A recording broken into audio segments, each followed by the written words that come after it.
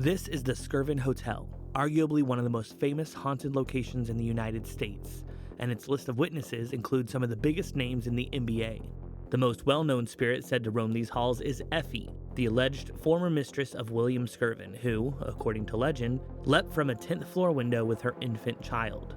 Guests report disembodied whispers, crying babies when none are present, and even physical touch from something they cannot see. Could the spirit of this angry mistress be among the many said to roam the hallways of this elegant hotel? Or is this a story that's grown larger than the truth? To answer these questions, I'll be staying here for 2 nights to investigate myself. Are you the same spirit that hassled those NBA players when they stayed here?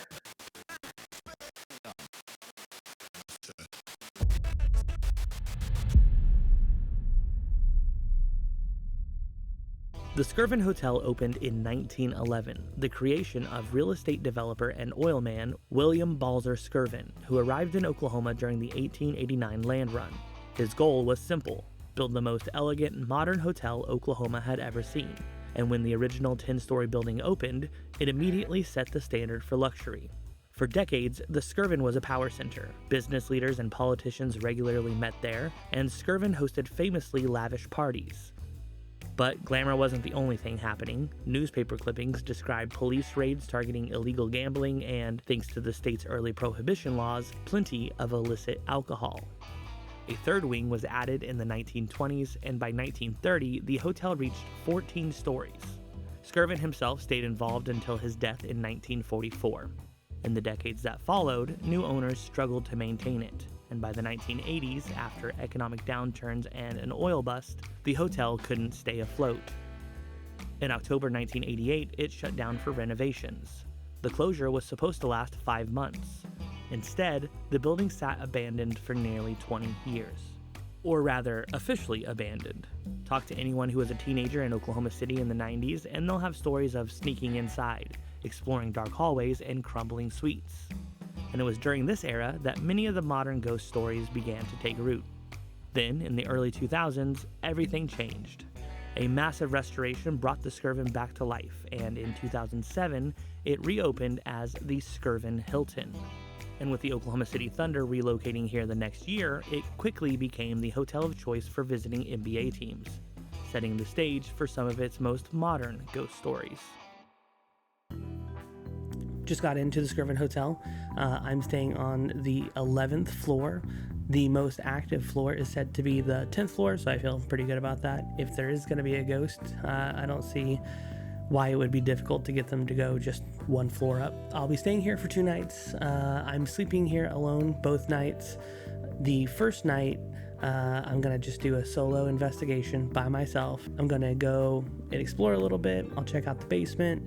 That is where there is said to be a chair that William Skirvin himself enjoyed. I might go down to the 10th floor and just explore a little bit. I already did once, and my worst fears came true. As I was walking down the hallway, filming myself walking, somebody came out of their room. So I might go back down there and just kind of walk back and forth, since that is supposedly the floor that Effie was staying on before she jumped to her death with her baby. The most famous spirit said to linger here is a woman known as Effie. According to the legend, Effie was a maid who became pregnant by William Skirvin himself. To avoid scandal, the story claims she was locked away in room 1015, where isolation and despair eventually drove her to jump from a window, her child in her arms. Most of the hotel's most consistent paranormal claims are tied directly to her. Male guests, in particular, report waking up to the feeling of somebody sitting on the bed, whispering in their ear, and even the sensation of someone gently stroking their face or arm. Others claim to hear a woman or baby crying when no one is nearby, or footsteps pacing the hallway late at night. So if there was an Effie and she jumped out of her window in room 1015, she would have landed on top of what is now the ballroom. I'm pretty sure that didn't exist whenever she would have jumped, but that's about where it would have been. The problem with the Effie story, however, is that there's no verifiable evidence that she ever existed. There are no employment records tying anyone by that name to the hotel, and no newspaper reports of a woman jumping to her death. And normally I wouldn't dismiss a story outright just because it wasn't reported. Wealthy and powerful men do have a way of making certain things disappear, but the bigger issue is that Effie's tale looks almost identical to ghost stories at other historic hotels. For example, in his book, Haunted Oklahoma, author Jeff Provine notes that Effie's story closely mirrors the Woman in White legend at the Baker Hotel in Mineral Wells, Texas. But even if Effie herself isn't historically documented, the Skirvin has seen real tragedies. During construction, a worker named W.H. Proctor fell to his death from 10th story scaffolding. 2 weeks later, 2 more men, Ray Peppard and Irvin Walter, died the same way. Contemporary newspapers reported that 5 workers in total lost their lives while the hotel was being built, though the names of the other 2 are harder to track down. And after the hotel opened, the deaths didn't stop. Some were natural, like the passing of former Oklahoma Governor Charles Haskell, who died of natural causes while staying here. Others, however, were far more tragic. One of the most unsettling is the story of Frederick Scherubel, the hotel's original managing director. Scherubel was described as hardworking, respected, and one of William Skirvin's trusted early confidants. But on April 17, 1913, he was found dead from a gunshot wound in his private hotel apartment. The death was officially ruled a suicide, but the circumstances raised immediate suspicion. Scherubel had just stepped out of a financial meeting where, according to those present, he had been in good spirits. Moments later, he was discovered dead. Yet newspapers at the time pointed out that there were no gunpowder burns on his face, a detail that would cast doubt about the official story. Even without the Effie story, with so much history and so much tragedy, it's no surprise that reports of strange experiences began to spread throughout the Skirvin. Guests and staff have described everything from water faucets turning on by themselves, to footsteps in empty hallways, to sudden cold spots, or even the sound of knocking on doors when no one is outside. Which brings us back to some of the most widely discussed encounters, those claimed by visiting NBA players. In 2010, Chicago Bulls teammates Taj Gibson and Derrick Rose both reported strange experiences. Gibson's bathroom door slamming shut in the middle of the night, and Rose hearing unexplained hallway noises. That same year, several New York Knicks players said they couldn't sleep before their game against the Thunder. Eddie Curry reported feeling a presence in his room and ended up sleeping in Nate Robinson's room instead. In 2016, several Lakers players reported having their own encounters, with Metta World Peace even claiming that he was, quote, inappropriately touched. Others even paid out of pocket so that they could stay somewhere else entirely.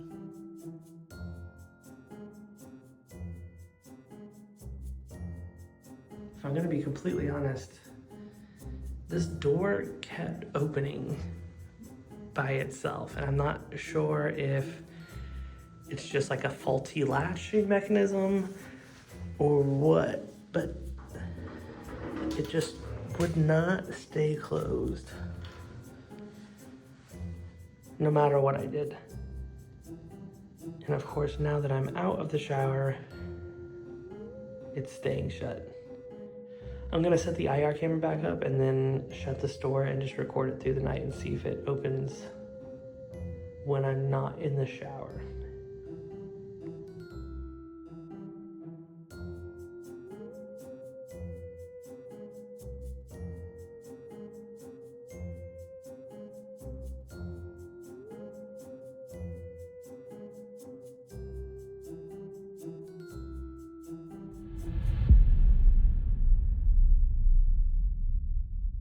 We should be just about ready to start our miniature paranormal investigation that we're going to do here for night 1. We've got all our cameras set up. Hello to the spirits of the Skirvin Hotel. My name is Dylan, and I have come to just hear your stories. If you would like to talk to me, you can try to touch this flashlight to turn it off. You can also touch that little ball that is next to it to turn it on. There's also a little green light over there, and if you touch it, it will light up more, and I will know that you're trying to contact me. And then lastly, we have this little recorder with the red dot on the top, and if you speak into that, some people think that I might be able to hear you. Are there any spirits here at the Skirvin Hotel? A lot of people talk about a maid named Effie. If this is the spirit of Effie, or if Effie would like to make contact, can you turn off the flashlight, or touch the green light, or touch the ball?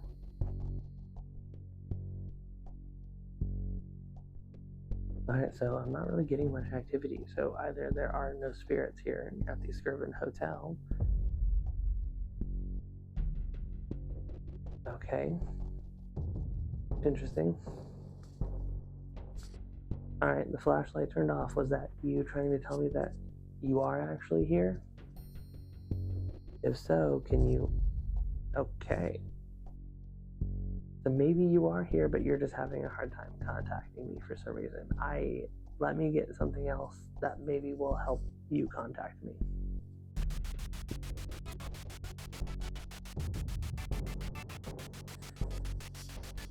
If there are any spirits here at the Skirvin Hotel, my name is Dylan. Can you say Dylan?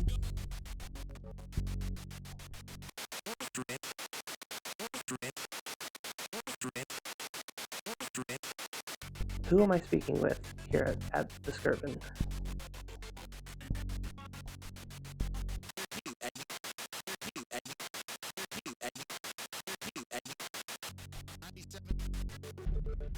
Is there anything that I can do to make it easier for you to contact?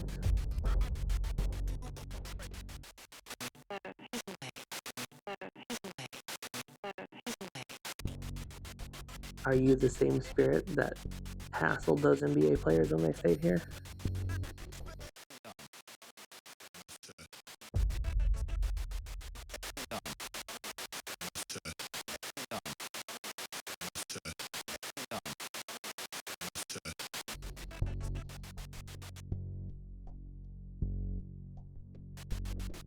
Is this the spirit that some people refer to as Effie?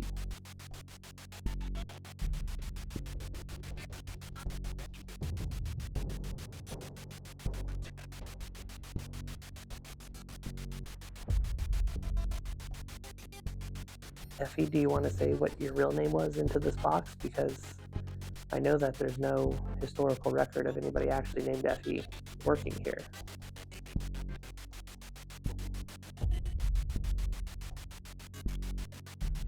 Okay, you turn on the light, but can you say your name into the box?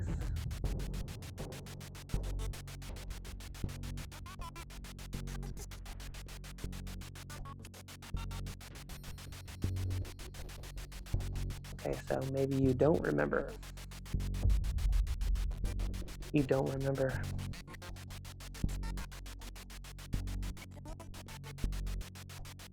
Are you a non-human entity?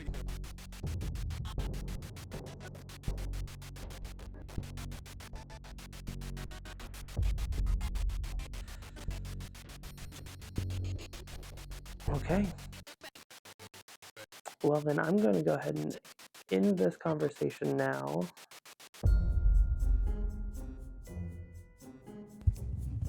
Test. All right, so it is the morning of day 2. Last night I did just a little bit of a investigation. For the most part, it was kind of slow going at first.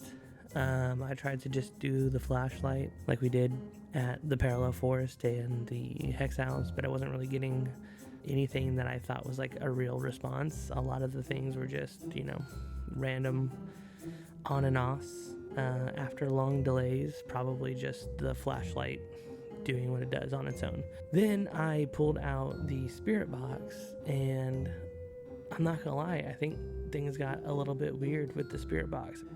Then I laid down. About 30 minutes after I laid down, there was a loud sound in the room.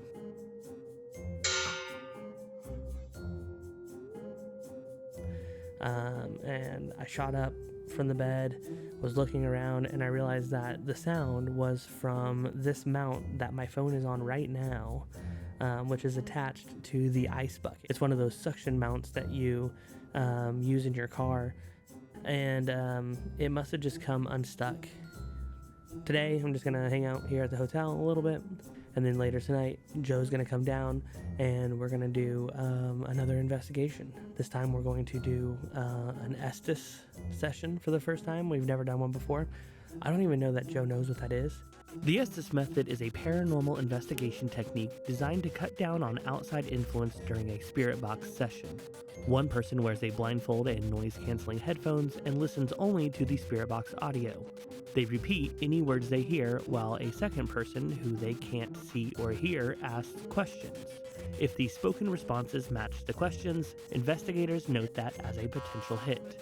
We are going to be able to record the spirit box audio during the Estes session, so whoever is under the blindfold, you'll actually be able to hear what they're hearing, so we can determine whether or not the words that they are saying match up with what we hear from the spirit box after. If you are a spirit who lives here, you've probably seen me around now. I walked all over the hotel, went down to the basement, went to the 10th floor a couple times. If there's anybody here who would like to speak with us,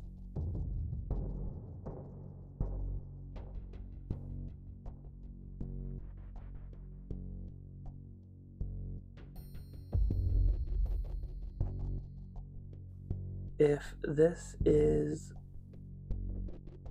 the spirit of Effie, or what people call Effie, can you give us some sort of sign?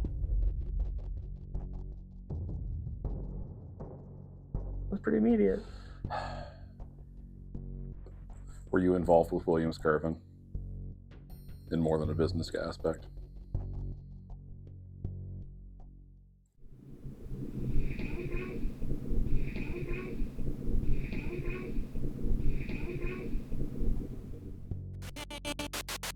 Effie, are you still with us? If so, touch the light. I heard like a low guttural sound. Okay. Effie, do you remember what happened to you? Okay. Did it involve William Skirvin? Maybe.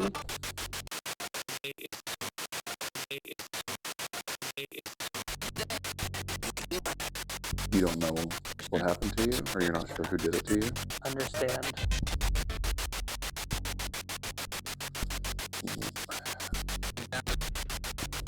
You know, it kind of, so just to make a quick note real fast, oh hello, it did kind of sound like it said Effie just now. Okay. Do you know who did it to you? Cashier?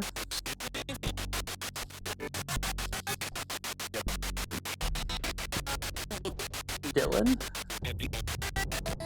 And then Effie again, maybe?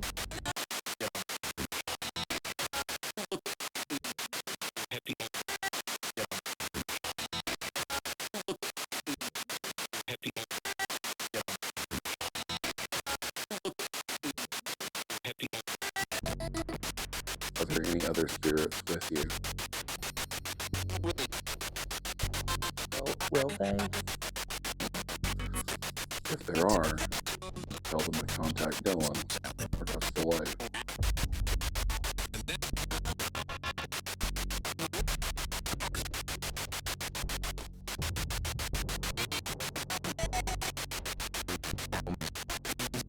Okay, for the record, I just got a massive chill. Maybe it's circumstantial, but National.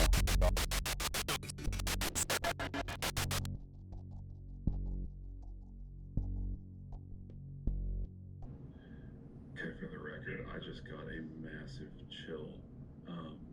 Maybe it's circumstantial, but I'm not doing great, Dylan. I'm not doing great. Maybe it's circumstantial, but maybe it's circumstantial,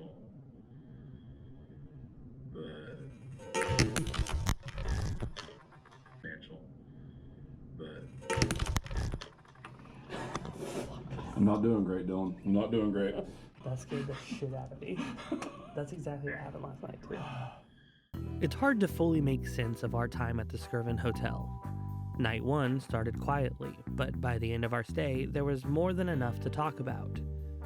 Shower doors opening on their own, strange voices coming through the spirit box, Joe's sudden chills, and even the GoPro shifting while we were reviewing footage of him reacting to those chills.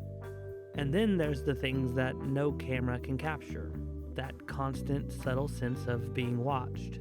In the end, no amount of footage or equipment can really tell the whole story.